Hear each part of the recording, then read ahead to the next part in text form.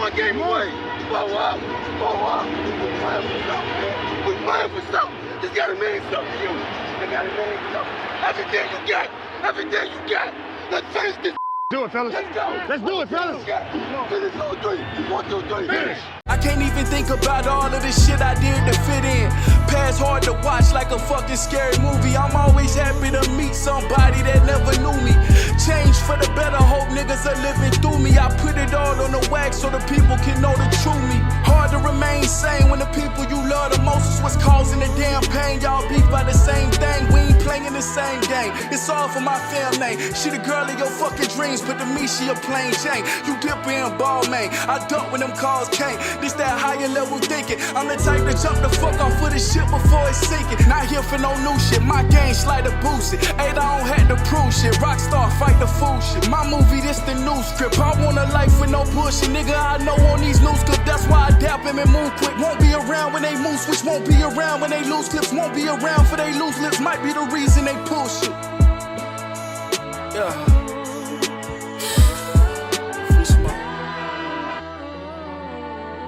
Yesterday's price is not today's price, Ravens. What you thought you were going to have to pay him, you're going to have to pay him more. I tell you, bro, every first off, how are we doing today? Yo, I'm telling you something, bro. Every day, I swear to you, I get on Twitter and I see some stupid shit said every day. It never fails. It's crazy. It's like, you think like, man, maybe you could see some consistency on the internet every day of some good shit happening. And I imagine, you know, there's some people out there who can get that on their feed every day. You see some good shit. And maybe I do too. We just focus on the negative shit. You know, cruel world. But listen to me. Cole Beasley, bro, you gotta let this vaccination shit go, bro. Listen, I was on the same shit. Well, I don't know if I was on the same shit you was on. But I was also against forcing people to get vaccinated. However, when it's rules that come with that, it is what it is, bro.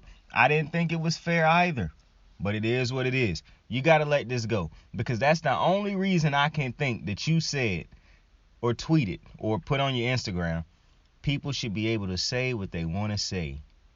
It don't matter if it's all they right and yada, yada, yada. You don't have to believe all they say, blah, blah, blah. We need to stop being so sensitive.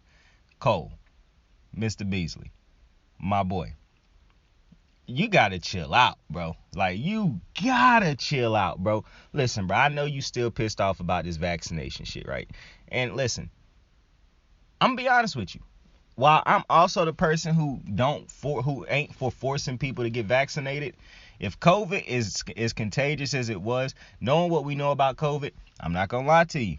I'm probably kicking you off of my team too if my quarterback is Pat Mahomes, Lamar Jackson, Josh Allen, Tom Brady. Because I can't risk you getting that my quarterback sick because of that shit. You know what I'm saying? Because that throw off the whole operation. So listen, Beasley, Mr. Beasley, while I agree with some of your sentiments, I do not agree with you should be able to say whatever the fuck you want. Let me put it like this. Say whatever you want to say. You cannot be mad about the punishment. See, one of the things that I get so irritated with is when people say, oh, cancel culture, cancel. Bro, cancel culture is not a real thing. People are being punished for the stupidity that comes out of their mouths. And a lot of times y'all like to get, and one of the things that I find real interesting, because Cole Beasley was defending Kyrie Irving, and I'm not going to sit on here and defend Kyrie Irving. I think Kyrie Irving done entered a space where he became he started to become an extremist.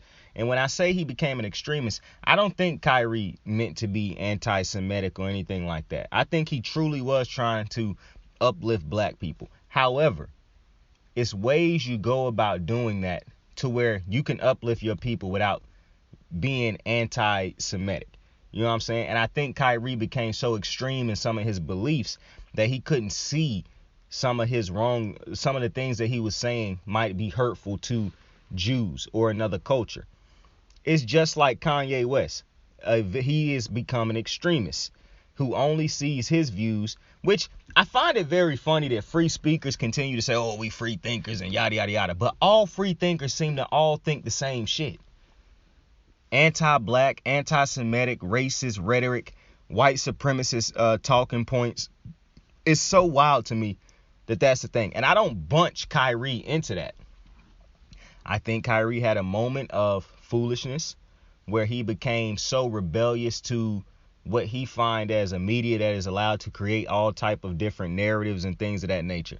I think one of the things that happened to Kyrie is when you bunch two situations, like a lot of people on Twitter, like, bro, how Kyrie gets suspended for 5 games, but Draymond Green don't get suspended for punching a player. When you tend to take two situations that have nothing to do with the other and feel like they should be treated in the same way, that's when you start to, fall off a little bit, because that's just not the reality of the situation.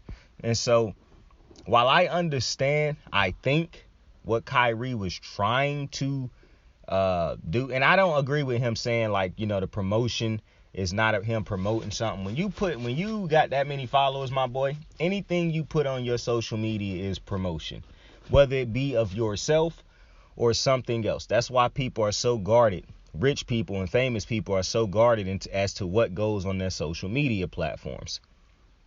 So I don't agree with Kyrie on that. And I don't agree with Kyrie on some of the things he said and things like that. But I do agree on some of his black people views and stuff like that. But that's a whole different situation. We didn't talk about that. But I agree that people should, have... I'm okay with people being mad at Kyrie for what he said or what he posted or whatever, right? As long as you're trying to actually teach him afterwards. Like y'all like to do for so many celebrities and rich people that love to be racist and anti-black. You know what I'm saying? Like, when somebody is anti-Semitic, you want to teach them, and I see them lose so many endorsements and things of that nature. But I don't see that same reaction for motherfuckers who go out there and be anti-black. Kanye didn't lose a fucking endorsement when he was anti-black. And the real shame in it is it was black people who still was giving him opportunities and employment also. That's one of the real ugly parts about it all. And you still see ignorant black folks come to Kanye's defense on all the ignorant bullshit that he spew also. But that's neither here nor there. I understand wanting to teach Kyrie and whatnot. But wanting this man to lose his job, trying to destroy his reputation and his character, yeah, that's just ignorant. And that's exactly one of the points he was trying to make about the media creating narratives and things of that nature. I don't know how people don't see the media is allowed to create heroes and villains. And once the media is allowed to vilify you, it's on from there. So while I believe Kyrie, I don't care. I agree he should probably be suspended, I guess. More so because his refusal to acknowledge his wrongdoings in the beginning. But losing his career, losing endorsements from Nike and all those type of things, I just think that's a little bit ridiculous. You can't say that people are allowed to make mistakes and yada, yada, yada. And then you choose to not actually let people make mistakes and learn from them. Especially for somebody like Kyrie, who clearly is not somebody who's shown you that he is anti-Semitic. You know what I'm saying? Having a moment where you display that, where it's not even an intentional one or what he was trying to do, compared to somebody blatantly going out there and doing what Kanye West is doing, that's wild to me. That's absolutely wild to me. Like, it's crazy to me that black people can, it don't matter the level of what they do, they can all get dealt out the same extreme punishments, basically. Like, that's crazy to me. Like, if you want to teach Kyrie, teach him. This seemed like a moment where he should be taught. Somebody should sit down and actually try to teach Kyrie. Suspending his Nike endorsement, bruh. Like, what? That's exactly what some people, black people, talking about when they say you say something that's anti-Semitic, you lose your career. You say something anti-black, nothing happens. Shit. As a matter of fact, you probably make money once you say something racist. So, that's my thoughts on that situation. I feel for Kyrie in that sense of, it's a shame what people will, instead of, you teaching him and whatnot, you want to completely vilify him, take all that he done worked for and things like. It's real funny to me that the people who didn't work for half of for anything that you have are the ones that want to take everything that you done work for away because they see it as, oh, he rich, he didn't work for that. You know what I'm saying? At some point, all rich people become somebody who didn't earn what they got and broke people's eyes. That's just what it is. It's crazy. It's crazy. And I've been broke my whole life, and I never had these wicked views, bro. Because at the end of the day, everybody is human to me. Their money don't change that. You know what I'm saying? So, it's just a wicked world we live in. Very, very, very, very wicked world. But with that being said, yo, bro, let's get into some of this football talk. But yo, before we get into this football talk, I do want to talk about one more thing that was hilarious that happened to me at work today. So I was at work today, right? And before the shift start, I was talking with some of the people who I work with, coworkers. And somehow the conversation started off with like, me and this woman was telling this one dude about how she started the conversation, but basically I got into the conversation about like he couldn't believe that it was dudes in like their 20s who actually paid for like females and shit.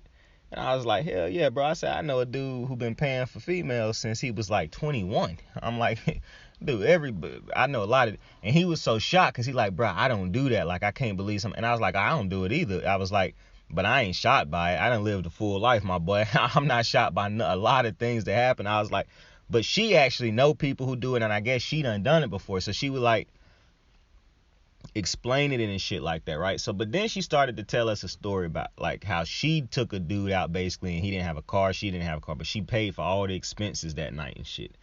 And she was like, is it tricking, or like, am I his pimp basically because I took him out all night and I paid for everything? And I don't know how the conversation ended up getting to that, but it did. But then it transitioned to,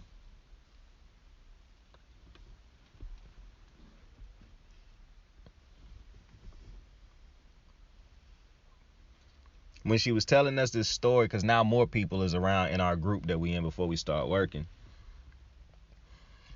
And basically our manager, who cool as a motherfucker, bro. That motherfucker, he was listening to the story, and she was explaining it to us, right? And he was like, well, you know, if you do that, then, you know, it's not too many women, you know, out there that'll pay for everything for a man, yada, yada, yada. And she was like, yeah, because my cousin, she be with her man, and she done bought him front row seats to a concert, yada, yada, yada. And I was like, in my mind, I was just like, yeah, that just sounds too good to be true based off of the concert you just said she bought tickets for. So I asked and it was a whole bunch of other conversations going on around this topic, but I just asked random. I was like, so is your cousin and this dude fucking or dating? And she was like, they fuck. Yeah, they be fucking. They dating. And yeah. I said, no. See, that's the thing. And so two dudes already probably knew what I was finna ask because they started giggling a little bit. I said, no.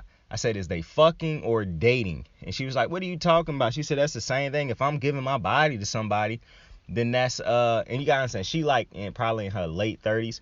She was like, if I'm giving my body to somebody, if I'm having sex with somebody, obviously I'm dating them. I said, so you dating them like in like, you pay for them for stuff, like it's you always communicating, it's an expectation that y'all are together. And she was like, yeah. I said, okay, so that's the thing. She said, so it's a difference between just fucking and dating? I said, hell yeah. I said, it's a huge difference. And so multiple dudes started laughing because it's like they realized, and she really did not realize this.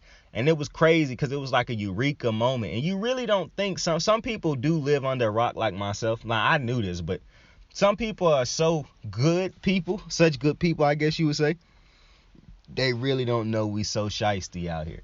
So she was like, wait a minute, so you really can just be fucking different girls and that's not who you date? And I said, hell yeah. I said, just because I'm fucking you don't mean I'm dating you. I said, now, some girls out there, some women, some females who are like, yo, if we fucking, we dating. And I said, cool for them. I said, but that's not everybody out there.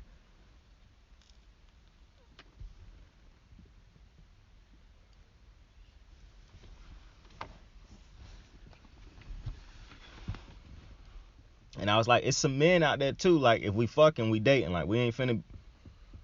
I said, so it's work both ways. I said, but nah, just because you fucking don't mean that you dating. I said, but when you dating, it's an expectation that, yeah, if we dating, we fucking. But it's not an expectation that just because we fucking, we dating. And she was just so mind blown. So y'all stay safe out there. If you somebody who also did not know that, you're welcome. But with that being said, bro, we got some deeper dives to get into. If I can grab this motherfucking notebook. for some of the games on Sunday. So listen. I didn't talk too much about the Ravens and the Saints, and I'm going to get to it. We got till Monday to get to that game. Don't worry about it. Don't trip on it. I want to talk about this Detroit game, this Detroit-Green Bay game. Because, I think I picked Green Bay to win this game. I even think in the previous video where I made my predictions that I picked Green Bay. But I'm telling you, bro, I really want to pick Detroit. And I'm not saying that just because I done said some of the things I done said about Aaron Rodgers. I do think Aaron Rodgers has shown himself to be a terrible leader at this moment. But here's my thing. Detroit's defense is historically bad right now. Like, they on a pace to be like the worst or one of the worst defenses in NFL history. And I get that. And I see how somehow they like to score a lot of points to start games and don't really like to score points to end games. That's very weird. But this is my thing. As bad as the defense for Detroit is, who on the Packers is going to take advantage of that? The only way I see the Packers taking advantage of Detroit's terrible defense is if they somehow dominate the ground, which they have the capabilities to do. They have the resources. But will they make a commitment to running the ball? Last week against the Bills, game completely turned on its head when they decided to dominate the run game. Now the defense, I will say, breaking a lot, bending a lot last week. Could have helped if they got some stops in the second half. But that's neither here nor there. If the Packers can commit to running the ball, I do believe that they could win this game. However, this might be a game where we really do find out how good or bad the Packers defense is. See, I've defended the Packers defense. I say it's very hard. For one, I don't think the Packers defense done been atrocious. Two, I think it's hard to be as great a defense as you want the Packers to be when the offense is as bad as it's been. That's just the reality. I know people don't want to throw shade at Aaron Rodgers or tell Aaron Rodgers did something bad. It seems like nowadays most people really don't care about that. But yeah, I think the offense for the Packers has been underwhelmingly bad. Like, I knew they were going to be, not nowhere near as good as they've been. Did not know they were going to be this bad because I did think they would have made an adjustment earlier in the season to be a run-heavy offense. Like I said, I say this all the time when I'm talking about the Packers, but you have two great running backs. Like, you have two running backs that you could put on the offensive load on their backs and run the ball to depth. You could run the air out of the ball with those two running backs. And like I say, it's not even like you got one. You got two running backs who are both young and have shown you that they can be great running backs when given the touches. So I really don't understand why the Packers haven't become a dominant run-first team, especially seeing this. And now, another thing with the Packers is I don't even think they is as bad at offensive passing game as they are bad right now. But I think they can be better than what they've shown. I know this is going to sound crazy to some people because we like to talk about what we can see on the field and whatnot. But you got to work with me, vibe with me for a second. If Aaron Rodgers trusted his receivers more and didn't care as much as about the picks that he could throw, this offense would be a little bit better. I'm not saying it would be majorly better, but it would be better.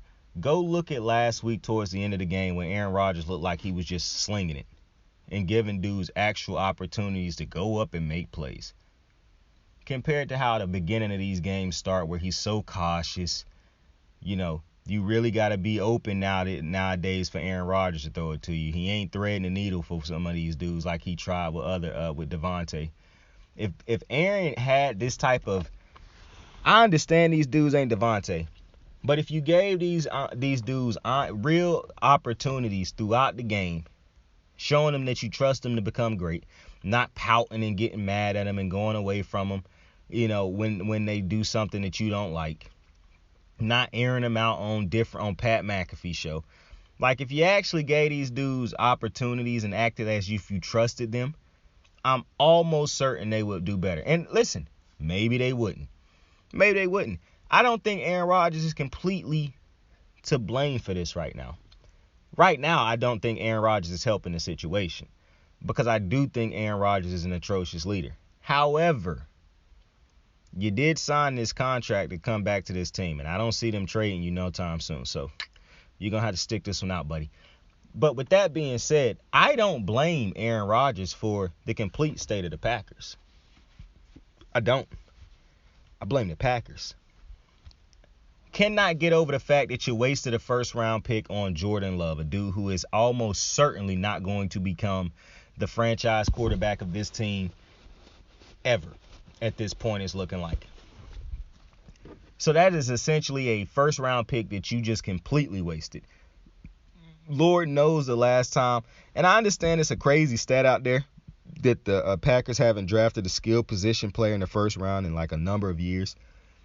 And I understand that the draft picks that they've had, the hit on like the Jordy Nelsons and all those dudes who was drafted in later rounds and whatnot have been great. I get that. But to never draft a first round pick as of recent, I'm not talking about when you had Jordy Nelson and them dudes working out. I'm talking about when you realized you needed another weapon, or when you had the team that was good enough to go waste a first round pick to get a great receiver to play opposite of Davante Adams. But instead, you kept adding defensive players. And I get it. The Packers' defense was bad for a while. But when you started spending money in the offseason to actually make your defense better, and you actually had made improvements to the defense through the draft, why did you continue to draft them instead of taking at least one pick in that first round and say, let's get Aaron Rodgers another receiver? Cannot understand that. Like, that is malpractice by the organization. One of the worst decisions from an organization. Like, to me, two of the worst draft blunders I've ever seen in my lifetime by a franchise, an NFL franchise, is the Bears not drafting Deshaun Watson and taking Mitchell Trubisky over him, and the Packers drafting Jordan Love, because that made absolutely no sense, drafting Jordan Love when the quarterback you have just came off of an MVP season. Made no sense. Then you look at the history of the Packers recently. What have they really done to help Aaron Rodgers? Now, I get it. You did continuously do better adding pieces to this defense. But to neglect the offense in the manner of which you did because you started to rely on Aaron Rodgers' talent alone, when you knew it was a possibility that you could lose Davante Adams and you chose not to, invest in that. Speaking of knowing that you're about to lose a receiver, a quick break from the Packers for a quick second. The Baltimore Ravens. I've been killing them all season about their lack of going out and getting Lamar Jackson the number one receiver. And look at this. Rashad Bateman will miss the remainder of the season with a broken foot, basically. I said Rashad Bateman isn't a number one receiver already, but I saw how the offense kind of looked better with him being able to fill in as a number one receiver right now. And now you don't have him. The Ravens did not just find out they was going to lose this dude for the season. They knew that going into that trade deadline, and they still chose not to bring over a number one receiver or receiver help, period. Instead, you go out and sign a 35-year-old Deshaun Jackson, who everybody thought was retired, just days before you went out and signed him. The way this organization is doing Lamar Jackson is absolutely insane. And the only reason that they do not get shitted on the way some of these other franchises get shitted on is because these analysts seem to care. And I have no problem with you going at Dan Snyder or for the stuff he's done in Washington and all some of these other owners. But when these motherfuckers finally decide to sit down and do their jobs and analyze teams and whatnot, and not try to say every time you look at the Ravens, it's either got to be Lamar Jackson's fault they lost or his fault, or he plays some type of role in them winning, because they never want to give him full credit. Maybe we can move to something else as far as like sports journalism, because if the Ravens truly got the criticism and the spotlight that they deserved, then people would talk about the fact that they refused to go out and get Lamar Jackson and haven't went out and truly got Lamar Jackson a skilled player, an elite skilled player. They would talk about how when Joe Flacco was the quarterback, they did not go out and get him elite skilled talent to be the number one. They would talk about how Lamar Jackson has put this team on his back time and time again. And the Ravens keep paying people who are not producing or who are not turning the needle to Super Bowl contenders as much as it would if you went out and got Lamar Jackson, a Stephon Diggs, a Tyreek Hill, a Jalen Waddle, a Davante Adams. But the Ravens continue to not want to go out and get their franchise and unanimous MVP quarterback, a number one receiver. J.K. Dobbins, the starting running back, is hurt again. The backup running back, Gus Edwards, is hurt again. But they ask Lamar to go out there every week and be perfect, and he is playing without a contract right now. So any injury right now, he could potentially fuck up his future bag. But nobody is calling the Ravens to the stand on this. I don't hear nobody in the sports media talking about these things. It's either Lamar Jackson can't throw. Oh, they ain't going to be able to win the Super Bowl if Lamar Jackson play like this. I never see them talking about the team and the decisions being made around Lamar Jackson. That's very weird to me. But, they don't go out and get a receiver, and Lamar Jackson will find a way to make it work like he always does. But back to the Green Bay Packers. So when you look at some of these mistakes that they made in the draft, you look at the fact that they don't choose to improve on the offense when they have these first-round draft picks, especially being as how you are a team as good as you are. But when you become a team, and, I don't understand what Nathaniel Hackett was in Green Bay, because I don't see what Nathaniel Hackett has brought nothing to the Denver Broncos. So I am very intrigued what the fuck he brought to the Packers other than Aaron Rodgers liked him. And if you have a quarterback who you're hiring a bunch of people who really don't bring nothing to the team other than my quarterback likes him, what a time to be alive. But I don't know if I don't know what, like, when I look at the Packers, I don't want to say I know exactly the draft picks that they could have made, because I haven't went through that. But I know they could have made better decisions in the draft, especially not drafting Jordan fucking Love with your first pick in the draft when you just had a quarterback come off of an MVP season. That just makes no sense. So I don't know all the moves they could have made to be better, but I know some of the moves they could have made to not be where they are at right now. And then, like I talked about the Davante Adams situation, Aaron Rodgers do got to wear that, but the team got to wear that also. You pay so much attention to Aaron Rodgers, rightfully so, that is your franchise quarterback, that it do feel like you neglected Davante Adams at times. And if I'm Davante Adams, why would I want to sit around in this drama with Aaron Rodgers? Oh, he might retire, he might stay. He might retire, he might stay. The organization won't go out and get us a legitimate number a receiver to play opposite of me. Like, I get Davante Adams not wanting to be there.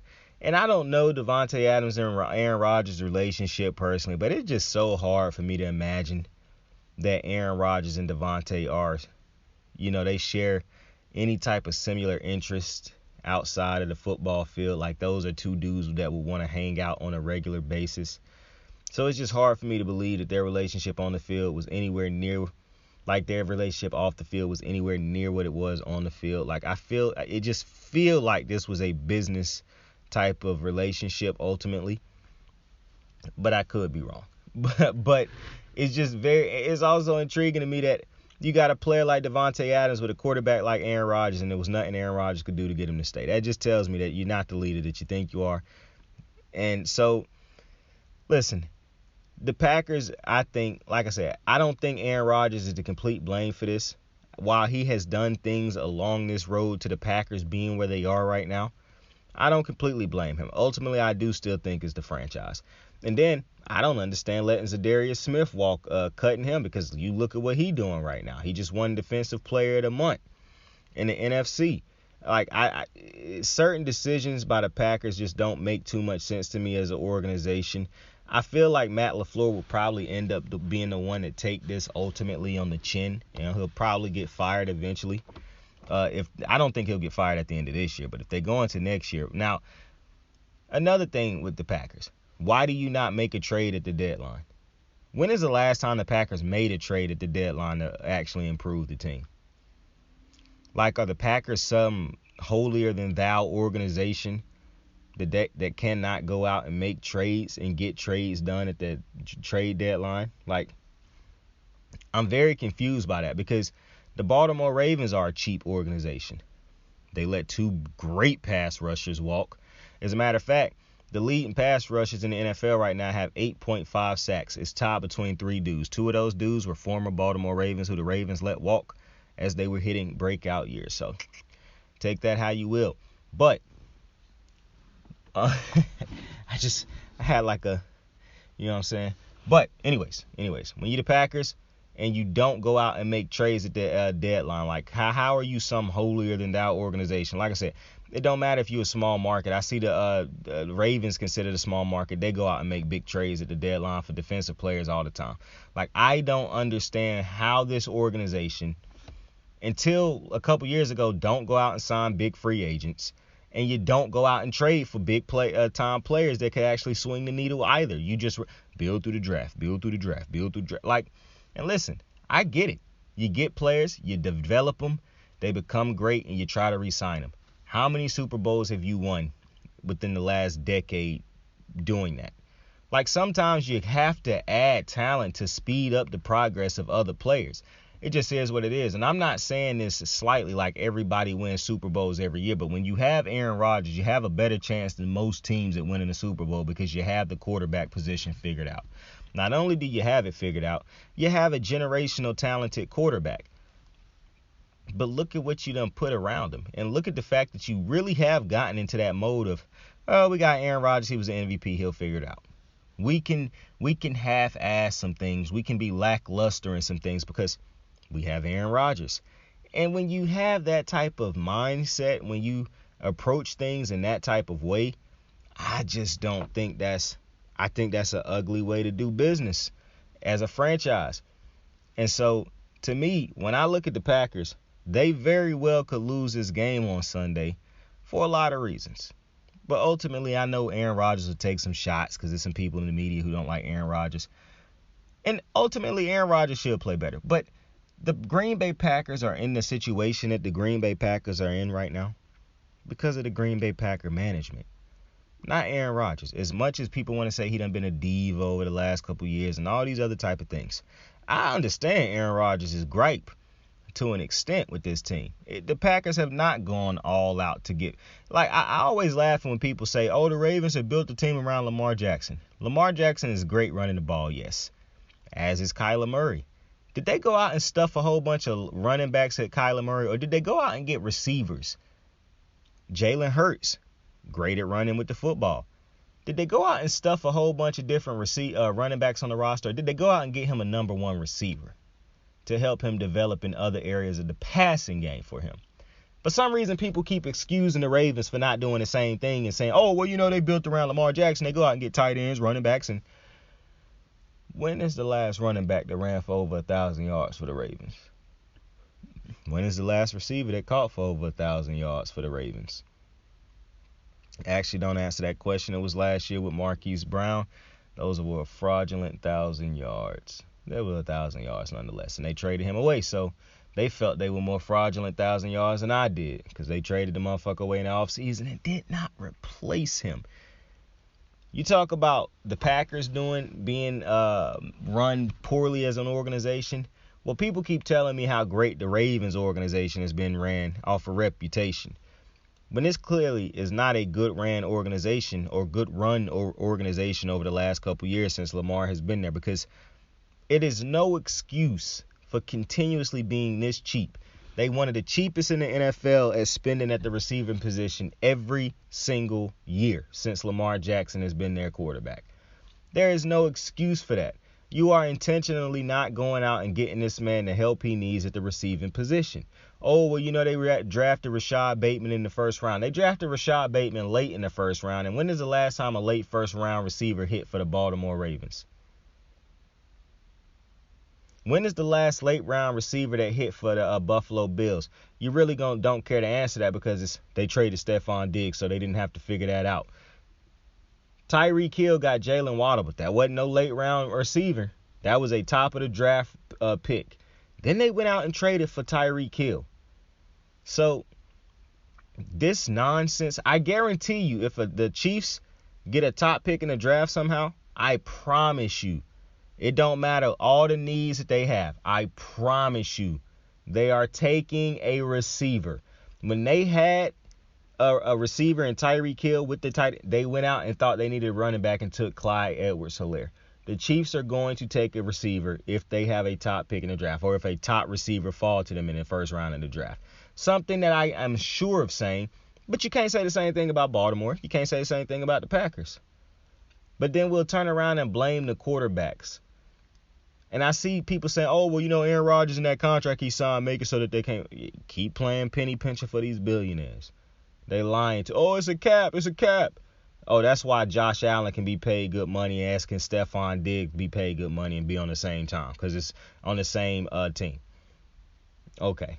That's why Tua and now obviously I know Tua haven't been paid his extension, and neither has Jalen Waddle. But that's why receivers and other teams have had guys on big contracts. That's why they can't play. It's a new excuse all the time. First, it's, oh, you can't pay these dudes. Then it's, oh, when they get paid, they don't win. Like, it's so many crooked stats, to feed into these goofy jackass narratives.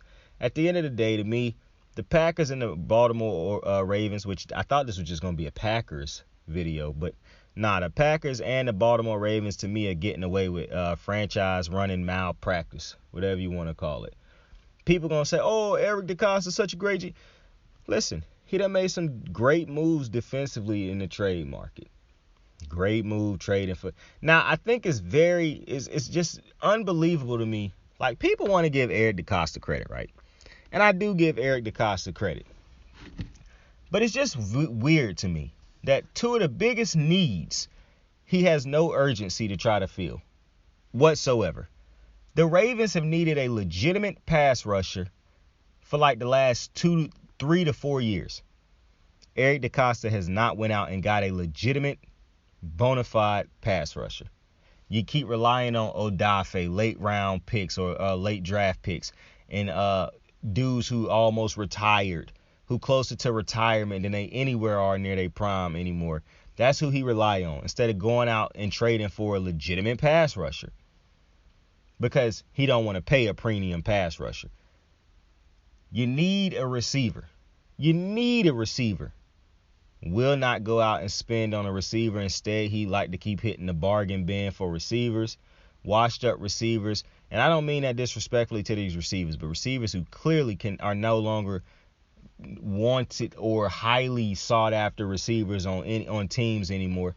That's the dudes who he go out and want to pay. Like, to me, it's just unbelievable what these teams is allowed to get away with and how we throw this shit on the players. And like I said, I'm not the biggest fan of of Aaron Rodgers' leadership style. I done said that before.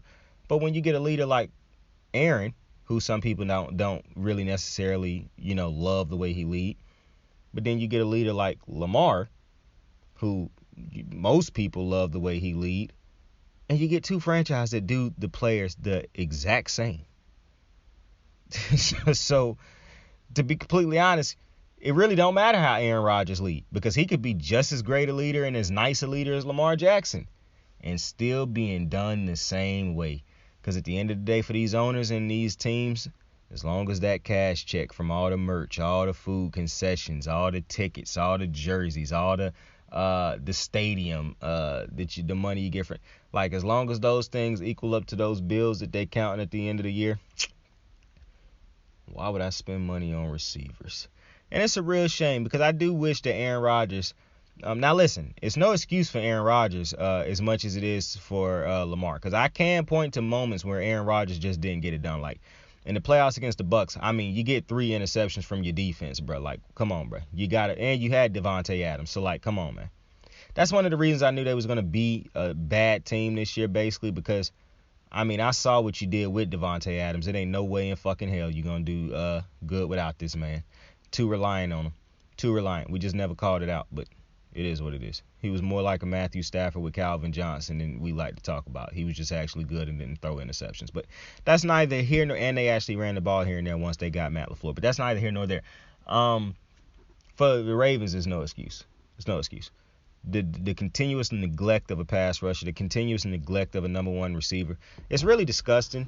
And I've been a Baltimore Raven fan my whole career, but this has been a problem my whole life as a fan of them. But this irritating, because you see Lamar Jackson, as talented as he is, and you just know if he was with a team that invested in actually building around him, didn't just pay the media off to continuously spew that bullshit when it's not a factual statement, you just know life would be so much better for this dude. Like, you know, if he was with a team that invested in him like the Eagles done invested in Jalen Hurts, with actually going out and getting great receivers to put around him, like the other teams invest in their quarterbacks, you just know Lamar Jackson would hit peaks and that nobody done seen. But it's just not going to happen with the Baltimore Ravens, bruh.